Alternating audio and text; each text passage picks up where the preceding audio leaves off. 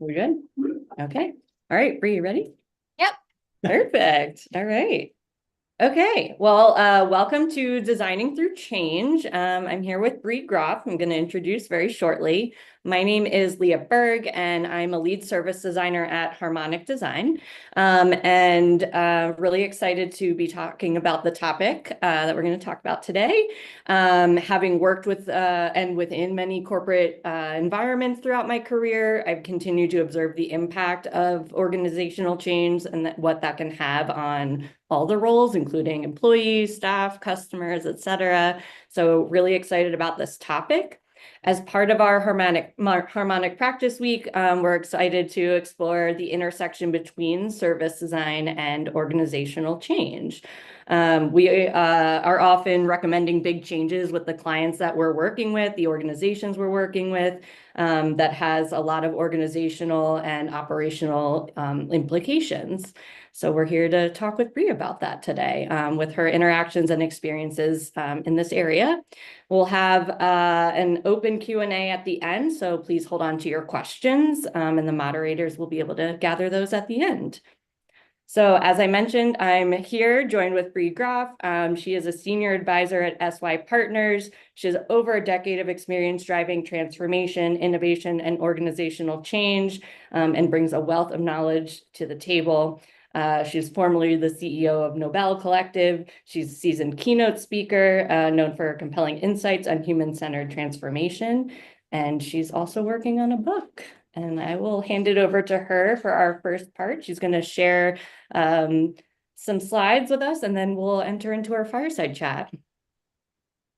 Sounds good. Thank you, Leah. I'm so happy to be here with all of you. I have been doing organizational change in one way or another throughout my entire career. I started my career in education, and I felt like I had all of these really good ideas for how to change education, and then people didn't like them. And I thought, but why not? They're like really good ideas.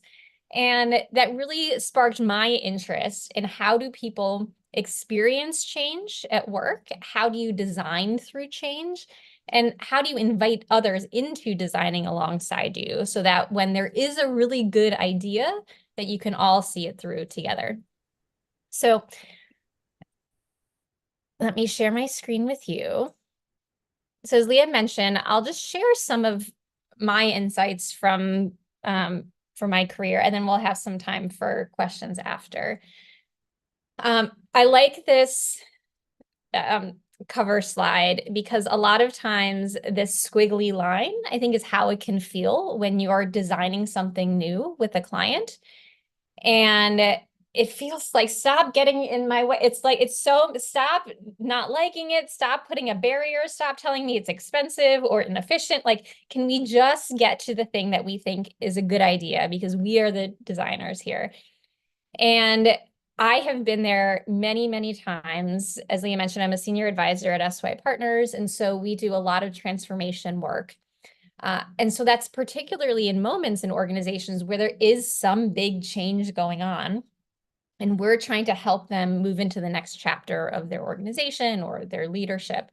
And it can just feel like there are emotions and obstacles and frustrations and a really, really, as they say, messy middle involved with the change.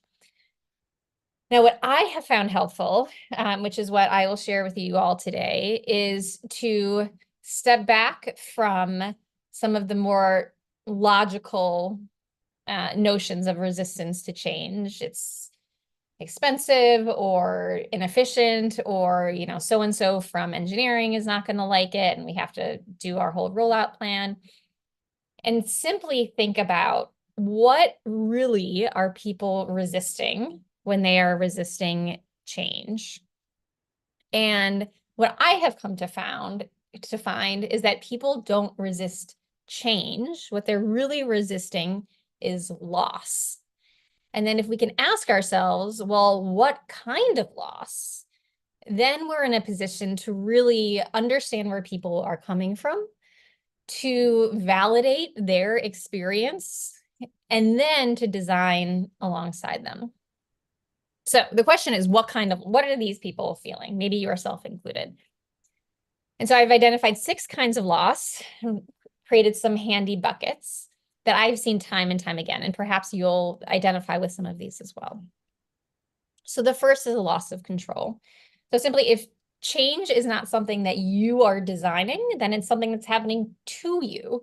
And even if it's a really positive change, that loss of control can feel like the more negative salient emotion than any sort of bright future that you might try to paint. And so when we think about consulting with an organization where you are, doing all this beautiful service design blueprints and journey maps, and like, look how great this can be. Sometimes on the other side, it can feel like, whoa, I didn't design this. I didn't make this. Is this now going to be what I'm expected to take on? I should know it'll get it like a little depressing for like a few slides while we talk about loss for a while, but it'll come back around. The second is a loss of pride. So you can imagine any organization that you're working with is successful enough that they're in business, is successful enough that they have the resources to engage you. And so there is a ton of pride in building that organization to date, or even if you're thinking about a particular service or a part of the organization, the people that you're working with are likely the people that built it, that designed it that way, or at least have taken ownership over the design as it is. And so to then be met with, well, this is the far better way, can sometimes feel like a little bit of a hit to the ego, like, oh, well, I made this, I've been championing it all this time. What do you mean there's a better way? Have I not been doing it the better way, and why? Similarly, a loss of narrative. So we've all been in a position where we have proudly created the decks about why this is the best way to do something. You've told your colleagues, you've onboarded someone, this is how we do things here. Maybe you've told a relative at Thanksgiving, like, oh, this is why we do this the way we do it. And to hear a new idea, a new kind of future that is at odds with that in some way, or requires you to shift your narrative, can sometimes be very personally affecting. Like, oh, I've been telling people that A is the best way to do this for my entire career here. And now you're telling me now I have to start saying that B is in fact the right way to do it. And it can feel like a lot of cognitive dissonance for people. The next is very simple, a loss of time. So anyone who has, if you've learned a new technology, even if you have like bought a new fancy toaster oven, it just takes some time. It's like, what does this button do? Why did I what's setting do? Oh, I burnt the toast down. Like, it just takes time to learn something new. And unfortunately, a lot of organizations don't create or protect the time for people to onboard into something new, to make a few mistakes in those first few times of getting, say, a new service up and running. And if that time is not protected, if they're really being asked to do a day job and take on this change at the same time, then that time is coming from their time with family and friends, or their time sleeping, that if that is not budgeted for, then that feels like a true and personal loss for them. Now, sometimes as a service designer, you may not have control over the time of the people that you are serving, but it's always something when I'm consulting that I'm recommending to a leader, to create the time and space for people to learn something new, and also the space for people to mess it up the first few times as well, because that's, as they say, the first step to being good at something is to being bad at something like 20 times, and then you eventually get good at it. Similarly, as to my toaster oven example, is a loss of competence. Now, no one likes being bad at stuff, and likely you're coming into an organization at a time when people have gotten good at the status quo, and that's generally how people are feeling before there is a new change brought in. I know how to do my job, even if it's not the best way to do it or the most user forward or value add sort of way to do it. I know how to do it. I know what my week is going to look like. And I know who to talk to about this thing if this thing goes wrong. You sort of get the lay of the land. And to put a whole new blueprint in front of them can feel like, whoa, like I don't think am I going to be any good at that? Especially if there's any new technology involved. What is that going to feel like? Am I still going to feel good at my job? Performance reviews are coming up. Is my boss going to think I'm good at my job if I'm messing this up? At least at the start. I told you it's like not that fun until we get more towards the end. And then finally, a loss of familiarity. This is just simply not being able to predict how something is going to go. And as you probably know for your own experience as a human, humans do not like not being able to predict how things are going to go. It feels much more secure to be able to, even back to our hunter-gatherer days, to be like, I know that blueberry patch is there. I'm going to go get my blueberries. It's going to be great, and I'm going to be fed. But to not know what's happening to our organization, what's happening to our team in this new version of the future, am I still going to have a job? If I'm not good at this, there's so much that can be really personal and unsettling when you're feeling this loss of familiarity. Now, we made it through all the loss, and the question is, how can we design our engagements? How can we design our partnerships and our support in a way that invites people into the change, empowers them to be part of it, acknowledges the loss that's there, and then helps guide them into the future? So the best way I have seen to think about this, and here's our 6. Is a 3-phase process. This I'm borrowing from the brilliant William Bridges, who created this decades ago. But the notion that there are 3 steps in change. The first step is an ending, then there's an adjustment, and then there's a new beginning.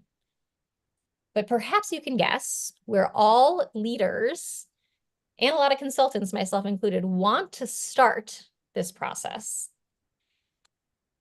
And perhaps you've guessed, as I often do, that it's the beginning, that it's like the shiny part, right? We're like putting together the decks, like, look at all this value and like how great this is going to be. You know, we're touting the beginning, and that's great. But the problem is that there could be a large contingent on the other side, way back at the ending, not ready for this new beginning, wondering what's happening to the thing that we built before? What does that mean that we're moving away from it?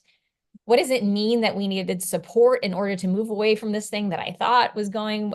There's a lot going on in people's brains in this moment.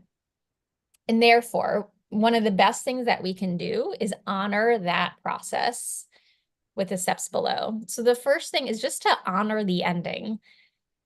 And this could be as simple as how you kick off a meeting that, look, your team, your organization has been really successful to date in these ways.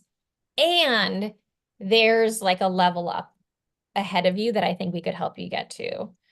Or honoring in terms of, you've spent a decade doing this service that's now going to be going away in service of something else. Can we celebrate that in some way? My favorite example of this is that Ben & Jerry's has a graveyard, a physical and a digital graveyard for flavors they no longer produce, which I just think is brilliant. Because when you put out your like peanut butter, bubblegum, like cayenne mix that it just like didn't go well, still there was somebody who made that, who was like really going for the gold. And just to acknowledge, we tried it, it was here, to give it a little place of real estate in the world and digitally is just really nice. So what are some ways that you can acknowledge an ending and make people feel really good about making it to the point today? And then in the adjustment period, you can address the loss. And so, I mentioned a few examples of how you might do this. It might be advocating to a leader that like, please hold some time for people to get used to this new way of working, to address the loss of time. Training is a classic example of addressing a loss of competence, just coming in to say like, look, we know this is going to feel super new. You've never used this technology process, whatever it is before. We expect everyone to be terrible at it for the first time, and we're all going to get there together. But just to really acknowledge what people are going through, because they ultimately, like most humans in any situation, they want it to be fixed and better, but they also want to be seen for their experience. And simply acknowledging this is hard, it's going to take time, goes a long way. And then I think the new beginning, the celebration, is what we're already pretty good at, is painting this vision of how good it could be for users, for the world, for the company, for the team, painting that new future. And if you've done the first two well, then people are with you and excited and ready to start that new beginning. So a little bit of what I've learned of behind the scenes, under the skull of what's happening in these times of change. And I'll hand it back then to you, Leah, for Awesome. questions. Great. Thank you, Bree. That was really great. Definitely resonates with me, and I'm sure my fellow harmonicas here. So we're gonna start our fireside chat. We have a couple of, I'll say, juicy questions. So we'll get into it. So we know that, or I know you have had a background in service design. You mentioned that a couple of times. And so we're really curious as service designers, that we are sometimes connecting with change management, and we'd love to get your perspective on the best way that service design should interact with organizational change, organizational development, or change management, which I guess that's also another kind of part two question of, we understand those are maybe different disciplines. And so what's your take on that? Yeah, so there's sort of a philosophical answer and a practical answer. The practical answer is if the organization you're working with, like, legit has a practice called change management, or you may be interfacing with like internal comms or any other function that's responsible for sort of metering out a change. I think it's great to stay really close to them. And ultimately, service design and organizational change, organizational development, we are all thinking of things through the same lens, which is very user, customer. What is this human need? What am I designing for that's going to meet the needs or create new opportunity for this human? The only difference is that for change management or internal comms or any other people function, their users are just the employees. So they're just thinking internally. But really the same practices apply. Thinking about who are these humans that are going to be going through these changes? What are their needs? A lot of the same frameworks, like a job to be done, sort of like those sorts of same thinking processes apply, whether you're thinking internal customers or external customers. What's the journey that they're currently going on? And then just providing some scaffolding, right? So if you're thinking about supporting or changing customer behaviors, the same can be true internally of, how can you provide support, resources, guidance, and nudges to help people along the way? So that's sort of the philosophical answer. Like the mindset, I think, is very similar. And I have always found to be sort of kindred spirits in designing change. But then also the functional answer is, I think, as soon as you know that there's some kind of function like that within the organization, it's great to reach out, to make friends. If it's going to be more of a technological change, like a technology change that has more of like we roll this out beginning, middle, end, then there's probably more like comms plans and more traditional change but it's good to just be aligned, even if it's a more holistic change, like we're changing our approach to customers or value creation, even though it's not quite so we launch on this day kind of thing. I think it's still really good to be close to those functions. And so my recommendation would just be set up some initial meetings, make friends, share what you're working on. In all likelihood, they are going to be great collaborators, confidants, and they probably have a really good sense of what's happening in the organization from a morale perspective. I've always found internal comms to have such a good sense of like an ear to the ground for how people are feeling. And in any communications that you'll be sending about your work, they're really good at knowing, don't use this phrase, that leader that everybody hated used this phrase and everyone doesn't, things that you would never know, but they know. Or like, oh, if we frame it as supporting this strategy that everyone's really excited about, you may garner some more energy. So they just know the things that we could never know. Yeah, make friends, I guess, is the short version of that long answer. That's a great tip. And so I know you mentioned that they're kind of like kindred spirits, right? Service design and organizational change. And you talked a little bit about it, but what do you think service design can learn from organizational design and development and vice versa? Hmm. So I think organizational design, the internal practitioners, the reason that's hard is the people that you're serving, the employees, they're giving their livelihoods to this place. They're giving their like 9 to 5 and then some.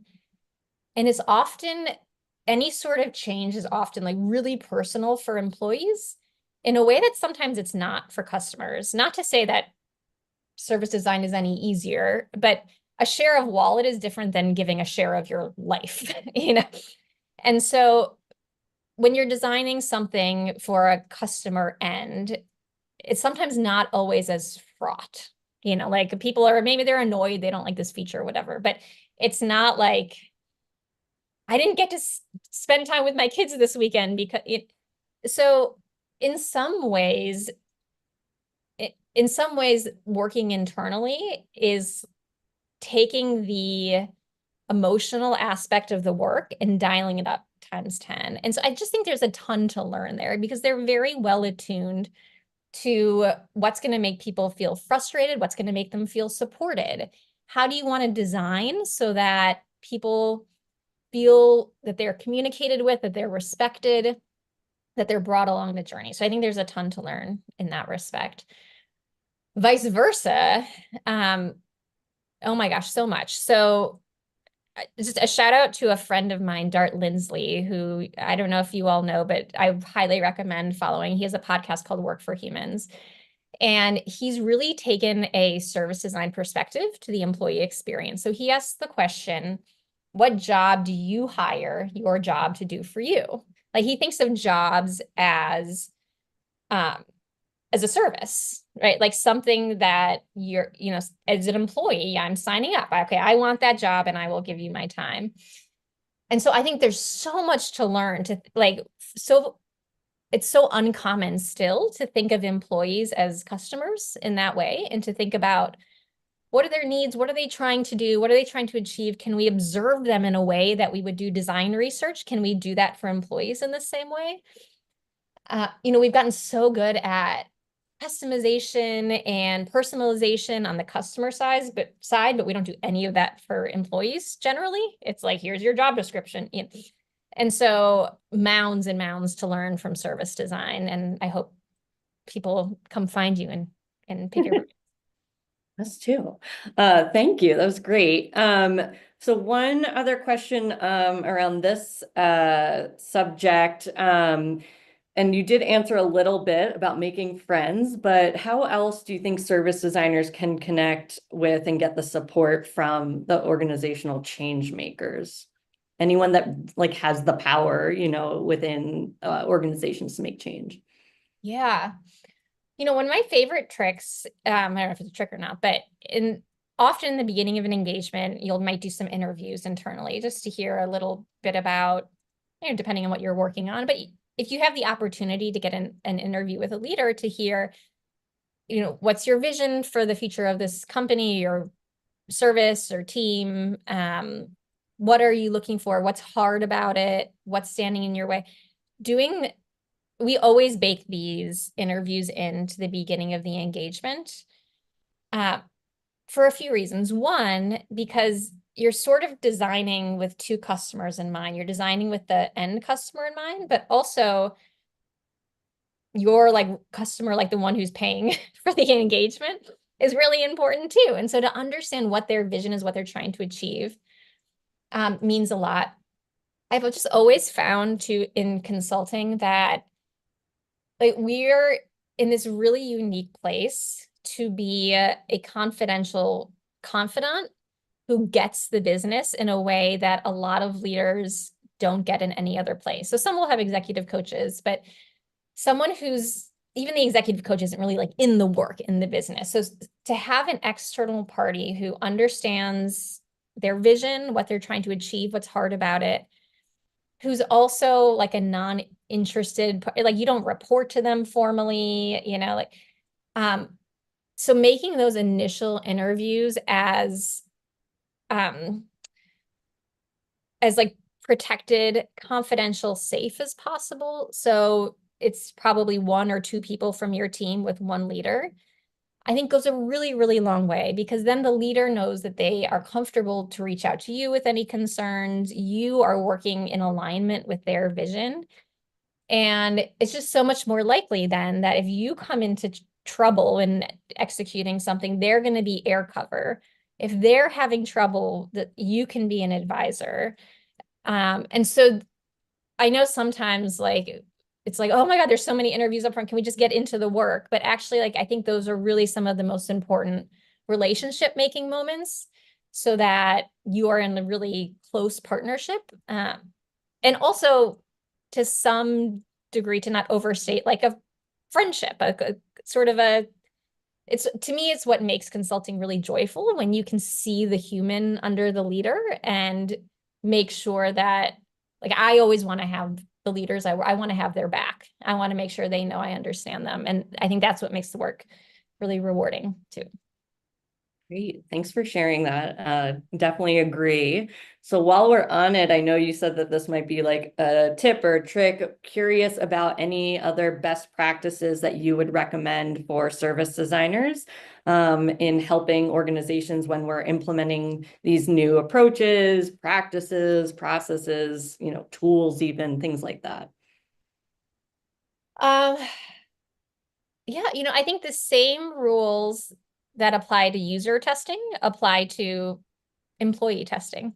So in the same way that you might observe how someone's working through an app or some kind of experience and note like, oh, they keep stumbling there. I think totally the same rules apply to employees. And if there are opportunities to sort of treat them as a user of the experience, not just the implementer of the experience, not only I think does that make the design more successful, but it also just frankly like makes people feel good. You know, like I think they want to know that their experience is valued, that they are not a cog in the wheel on the way to just more money for the company, but to really know like, oh, in this part of the process, like you keep getting tripped up on A, B, and C, or like, oh, we care about that. Like we really care about you having a good experience in this implementation. And it's not like, here's the plan, best of luck. So yes, I think more, oh, here's my cat, Ava. So more of that, I think. And she agrees. We always love a guest appearance, so.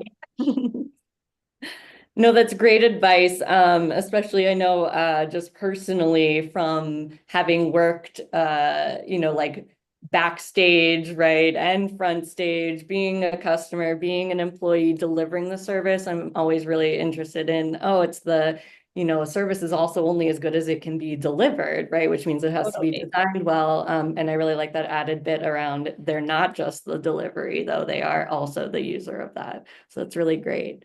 Is there any other advice you have for service designers who are asked to lead organizations on the path toward, you know, implementing our work? Um, I said, Ava, cat has things to say. You know, when in doubt, I have a few when in doubt principles that might be helpful here. One thing is, when in doubt, figure out where there's a knowledge vacuum and fill it. So I think as designers or leaders, we may think like, oh, I know the plan. It's going to go great. It's on paper. It's in my brain. It's in this small conference room of people we're talking to. But if people who are going to be implementing or people further out into the organization, if they don't if there's a big gap between the big announcement of we're going to do this new thing, and then what does that mean for them? What's changing? How is it changing? What are they going to be asked to do? That can cause a ton of stress, and unnecessarily so. And so I would just call that that's a knowledge vacuum. So when all of the colleagues are, when they're talking to each other around the whatever virtual water cooler of like, did you hear that this is happening? I heard that this, like, I wonder if they're gonna that. You just don't want or need it. I mean, it's good for bonding, I guess, but it's not good for the change. And so the more that you can communicate super frequently to the point that it feels ridiculous, then you're probably doing it right. Like, no news this week on the change. We met, but we couldn't quite figure out X. And so therefore we're going to meet again next Tuesday. That may seem like non-news if you're leading, but that is news to the people who are receiving, to think like, oh, I get it. Like, I didn't hear from them for 2 weeks, not because like the whole thing's falling apart, but just because they're just working out this one thing. And it can also really humanize the leaders too. Um, and then maybe somebody who reads that has an idea like, oh, I think I know how to fix that thing. Let me reach out. So that making sure that there's never a knowledge gap, I think, is really important. And then my other go-to is what's called the fast food rule. I'm stealing this from a Dr. Harvey Karp, who's actually like a child psychologist, but like so many things from parenting and organizations equally apply. The fast food rule is this. So if you're you're going up through a drive-through and you're ordering a burger, a shake, and fries, what is the first thing they say back to you? Now, most people will say, do you want to supersize that? That'll be $12.95. Please pull ahead. But no, it's not any of those things. The first thing they say is, okay, that's a burger, a shake, and some fries. The first thing they do is they make sure that you are heard before they give more information. And it is such a good fit. Like, it helps. And it's so many, it's like the Advil of organizational change. Like, it just helps in so many situations of pain, where if someone is frustrated, confused, anxious, whatever it is, it's okay. I think I'm hearing you, that you're feeling like frustrated about this change because you thought it was going to be like this and now it's going to be like that. Did I get that right? That's it. That's the first thing. And then once people feel heard, they're much more likely to be better listeners and to come along on the journey, as opposed to like, no, no, no, you're wrong to feel frustrated. It's going to be fine because it's going to be like this. That is it. People do not like it. As much as it may be true, people don't like it. And so simply acknowledging first, and then making sure there's no knowledge vacuums, it gets you, I think, a long bit of the way there. Awesome. Yes, that is great advice. I'm definitely taking copious notes over here too, as I'm sure everyone else is. So another one I think that something we often find is that in our work is that we encounter resistance to change. And so, which can also, of course, be detrimental to our partners who are trying to make those changes in their organizations. So are there any tactics or how might you best, help navigate like the resistance to that? Yeah, and for sure, and also just to, as you all probably know, resistance comes in lots of forms. It comes in sort of silent assent, and then there's a grapevine underneath. It doesn't always have to be outright resistance. It can sometimes be like, I'm just not doing that until someone makes me do it, which is like such an insidious one. But in terms of combating it, a lot of the same rules apply. So my first instinct is always, what is the loss that this person or these people are feeling that they don't feel comfortable expressing, that there's no forum to express? Because the resistance or the frustration or the anger, that's the cover for whatever is happening underneath, which is much more likely loss. So is this person resisting change because of a loss of competence? They don't feel like they're going to be good at the new thing, but they don't want to say that. Because of a loss of time, because now they have their day job and this new thing that they want to take on. You can sort of run through the list. So that's my first diagnostic, is underneath the resistance, what's happening under the iceberg that we can't see. And the first thing you could do is try and guess. But the second thing you can do is lean into the the people who are sharing resistance, or even the people that you just sense are not on board. Hey, can we grab 20 minutes? I really want to hear your experience of this. Tell me what you think sounds good, but like also tell me what you think is just not going to work here. Because also there's times too where there's legitimate reasons why something is not going to work in a certain way. And it's really good as service designers to lean into that and to understand like, well, what you don't know is like this whole thing hinges on this team, but this team has been understaffed. And if those things aren't spoken, then you don't know, and then you sort of lay out your plans and this one team is struggling and you're like, nothing went to plan. So I think the more that you can lean in, ask people for, again, it can be super light, 20 minutes. Can I hear your thoughts? The more that you can endear yourself, I suppose, to the people who are actually experiencing the change, and then they'll start to see you as someone who's on their side, because ultimately everyone's on the same side, right? Like you want to do things that are more valuable, more impactful, and easier on the organization. And so everyone's in it together, and just getting closer as opposed to further apart are starting to like put up walls or frustration, which everyone is wont to do sometimes. It tends to lubricate the whole process, I find. Thank you. That's also a lot of great advice and different ways to kind of approach these different situations. I love the idea of like leaning into the people who are resisting and making sure you're creating alignment with them. We have one other question for now until we kind of jump into our Q&A. So we know that there's a lot of large organizations are navigating a lot of big changes right now, reorgs, AI usage, infrastructure modernization. So there's definitely, the state of change right now happening. And we're curious what kinds of challenges you're helping clients navigate right now. Sure. Well, right now, my current client, a large financial services company, we're doing a lot of leadership development work for them, manager development work. Their hypothesis, which I think is a really good one, is amidst all the change, right? So it's always going to be present and there's more coming. But if you can fortify, elevate, strengthen the ability of your managers and your leaders, then you are going to be more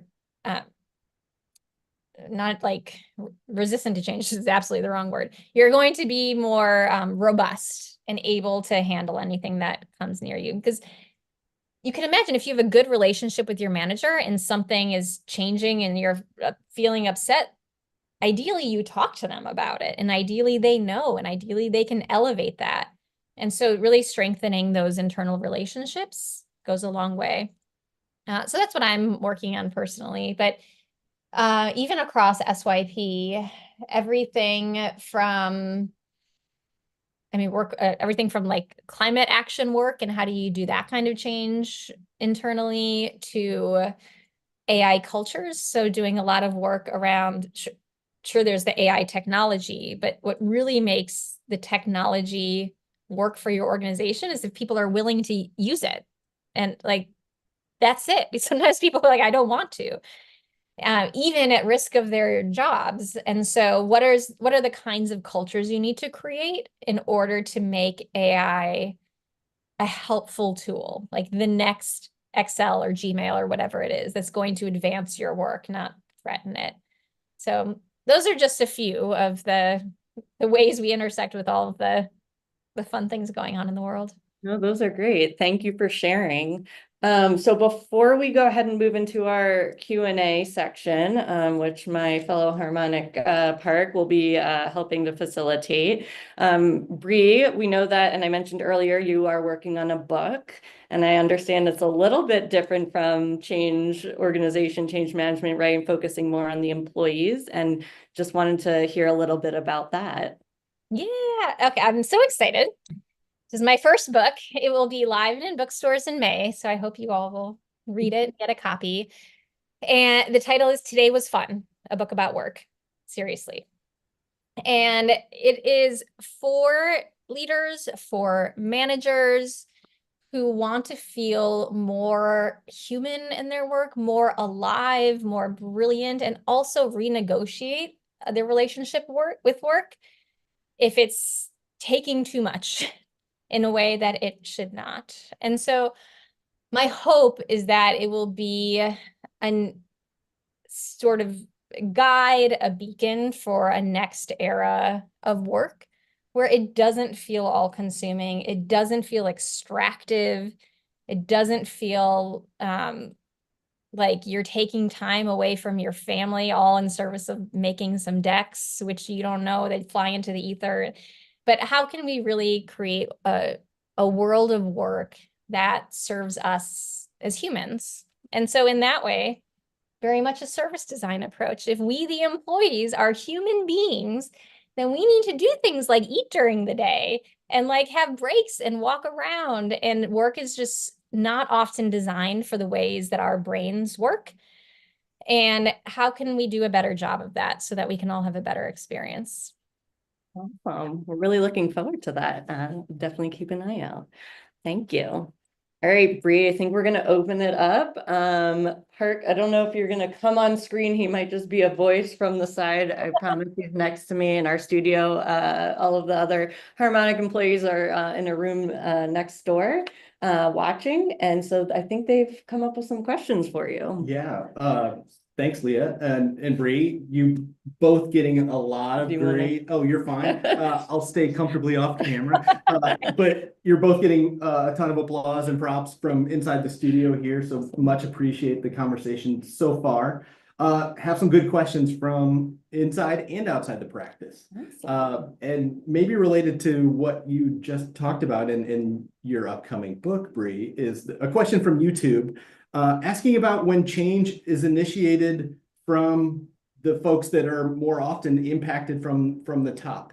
So what about when that change is sourced from the bottom or from the front lines? And how can you help senior leaders maybe live through their change framework or their loss, or even accept the idea of these changes?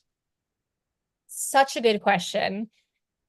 And so tied up in terribly tricky things like power and money. And so it can be tricky, I think, when it's much easier, in other words, right, for a CEO to be like, we're doing this, go, and like there's resistance. But there is so much magic throughout the organization for people on the front lines, or even in middle management, people who are really seeing how the work happens, who are interacting with customers, who are having all these brilliant ideas. So I guess a two-part answer to that question of first, like, how do you even get that change sort of started and seen and propagated? Another shout out to a friend of mine. He goes by Shed. He has a book called Speak Up Culture, which I really love. And his idea is that leaders need to make their cultures safe and worth it for people to speak up. So safe enough to be like, I'm not going to get side-eye from my boss or be shunned for this, and worth it. Like, if I'm going to go to the effort of suggesting an idea, a new way of doing things for the company, like I want that to actually be worth my time and energy. So that's sort of the first step, I think.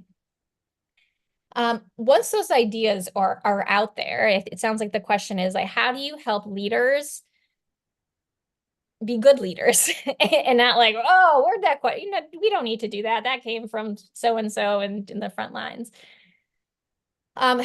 It can sometimes be hard because leaders, especially in the executive level, feel that loss of pride and narrative so acutely because they are the ones responsible for the business and often the public face of the business who are sharing that narrative over and over again. And so I think it can sometimes even be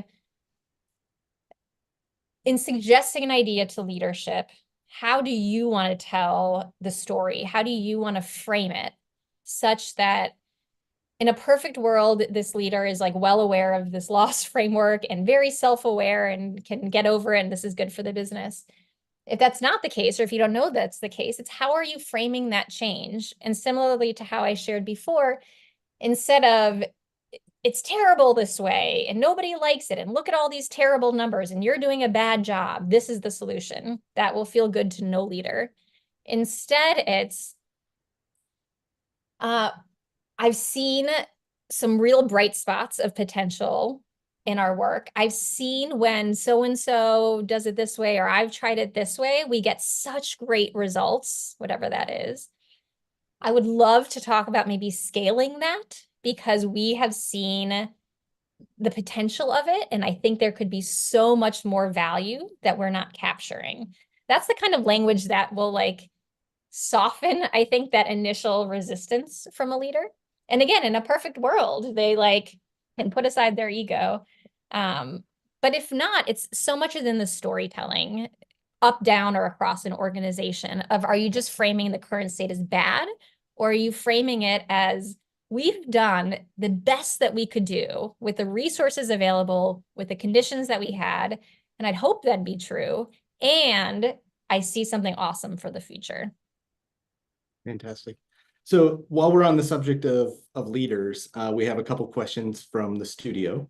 The first one is from Mariah, and Mariah's asked about how we as service designers, or maybe the initiators of change, can help set up leaders for success.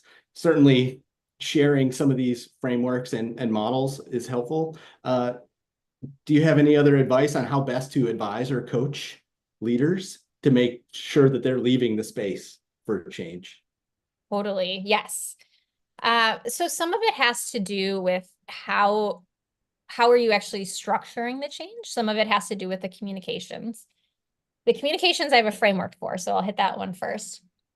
If you are in the business of helping the CEO with the deck to present, or the talking points for the all hands, or whatever it is where you're communicating the change, one of my go-tos is the 4 Ps in a Q framework. So the first is, what is the purpose P of the change? Like, what is it intended to do? What is the picture of the future when this change is enacted, this new design, this new service? What is it going to look like? What's it going to look like for customers? What's it also going to look like for us? Like, these two departments are going to work more closely together, and I'm really excited to grow headcount over here. To, you know, what's that picture? Then plan. So what is, and this can be super high level. People don't expect, people just want to know there's some work in progress. So the plan is, we're going to explore for 2 months with our partners at Harmonic, and then we're going to start prototyping, and people will reach out to you for some feedback, whatever that is the plan. The fourth is often overlooked, a part to play. So if people are sitting there being like, sounds good for you, leader, knock on my door when you need me. That's just, it's not very motivating. It sounds like the leader's having fun in their sandbox, and like, I don't know, I guess I go back to my grindstone.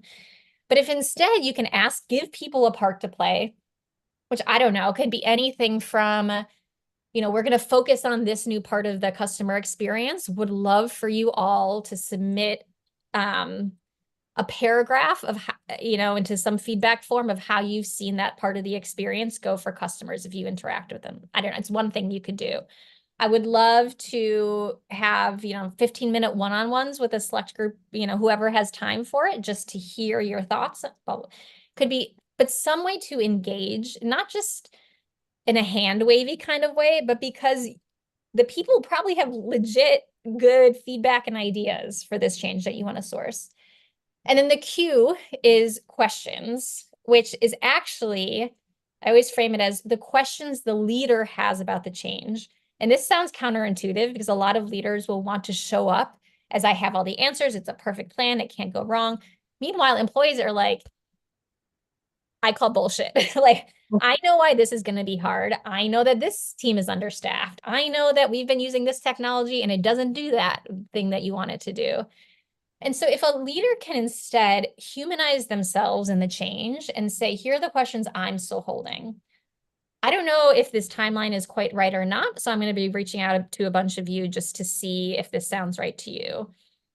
We don't yet know if it's going to work for this part of our user base. And so we're going to go out and find out if these people are also interested in it. Whatever those things may be, I think the more that you can create an environment where people are part of the building process, people just want to be involved and asked and invited in. And so to the original question of how can you help set up a leader for success, I think a lot of that is in their posture. Is it a posture of this is happening, get on board, which nobody likes? Or is it a posture of, I think we've got something special here, and I really want you all to be a part of it. It's the only way it's going to work, is a much different posture. So I think it's just some of that coaching to help leaders along. Great.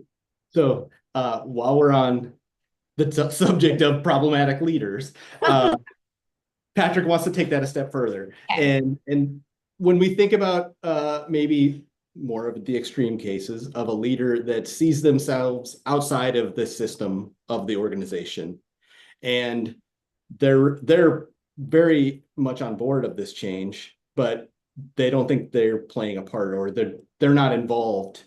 They have no change to make. They're impervious to these changes from the brilliant consultants at Harmonic, for instance, or SYP.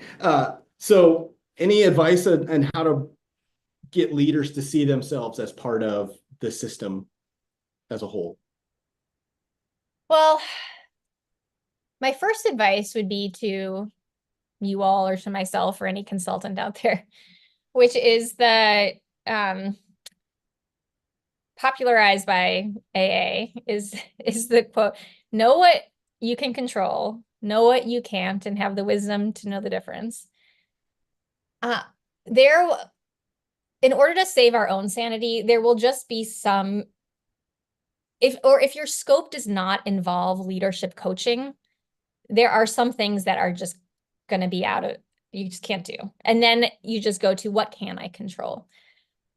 If it does include, if you have a really strong relationship with a leader, then certainly like some one-on-one time, even built into the proposal, to say, this change is really going to need you at the helm to champion it, to model it, then maybe you got a shot there, and then maybe you build that into the proposal. So if someone is just, I guess there's a question of, do you need the leader to champion the change and maybe they're just not that into it? Do you need the leader to like change something about their leadership? That's definitely the harder one. To change something about their leadership, again, I think that's an executive coaching, or if you have a good personal relationship thing. If you need them to champion the change, then I think you can really couch it in what the change needs to be successful. So if they need to be showing up differently, as opposed to like, yeah, do your thing, and then like happy to have my people execute, I think there's a way to go to a leader and to say, in our experience, having CEO involvement, I'm sure there's data about this, by the way, but having CEO involvement in a championship for a change means the change is going to go so much better. And so what we would advise is that you are present in the all hands and talking about it, that you are maybe even present in a few of the, status meetings about it. It would be super cool if you like listen to a few bits of feedback about it. But I think if you couch it in, because every CEO wants their company to be successful, right? Any good one anyway. Like, for this change to be successful, we need you to be seen as a leader of it. We need you to be involved in it. Again, I'm imagining the worst case scenario where, like maybe you're sort of stroking their ego a little bit. Maybe, if that's the way in, then that's the way in. But if it's about the impact, I think that speaks to a leader's ears much better than like, you're doing it wrong. You need to change this or that, which again, sometimes is just like outside of our sphere of influence. Definitely. Thank you. So as we wrap here, I'll ask one last question, kind of merge some more tactical, I think, around our typical engagement styles, and when those engagements involve loss and change. So Jeff and Ala both are looking at understanding how to best approach and build in the time for these cycles or these transitions from acceptance and being able to adopt and move on. Do you have any rules of thumb or heuristics there, Bree? From a practical standpoint, where my head goes is quite literally the duration of an engagement, which can be really hard. So for example, one project that I led that probably was not one of my best, we had originally planned for a long piloting cycle where we'd sort of like give people time to adopt the change. And the SOW was going to be too expensive to keep people around. It was going to be hard with staffing. So we took it out, condensed it. And honestly, I think it was not for the best. A lot of it just does require time and maybe just creative scoping. So what are the ways that you can support in a client, maybe even with like a light tail of advisory before a project starts, of how are we preparing the ground for this change? And so maybe that's just like a little bit of coaching on communications, getting the right people in place, getting a core team. And so maybe that's just like a lighter sort of drop the breadcrumbs sort of moment, right? And then maybe you get into it. And then maybe there's a longer tail of piloting, of slower execution, of feedback. Again, it's hard from a scoping perspective, at least I find it is anyway, but sometimes it just takes legit time. Like sometimes that's what it is. And it's hard to fit into a short scope where there's a start date and an end date. So for lack of a better answer of how to do that financially or like staffing wise, I do think it does help. It does go a long way. Are there typical timeframes that you build towards or scope to in sort of these change cycles? It's a hard question. So like at SYP, sometimes our engagements are 3 months, sometimes they're 2 years. It just is entirely dependent on what the change is.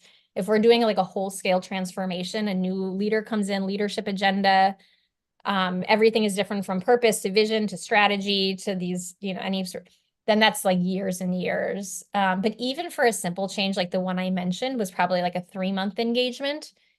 In my mind, it probably should have been 6. So I don't know, as a bad rule of thumb, you could think like, what would it mean to double? To just give a little bit more breathing room. Obviously, if the market is moving quickly and you're trying to like get things in by this, like there's all this reality that gets in the way. But I guess maybe the thing to hold on to, or where are the places in the engagement that you could allow for some pause, for a little bit of breathing room, so it doesn't feel quite so aggressive, I guess, to you all, to them, what's the best, what's in service of the work. Fantastic. And with that, we have reached a very engaging hour of content. So thank you. Yeah, thank you so much, Bree, for also kicking off our practice week. So I think we're off to a really great start, and I know that the team really appreciated it and everyone watching.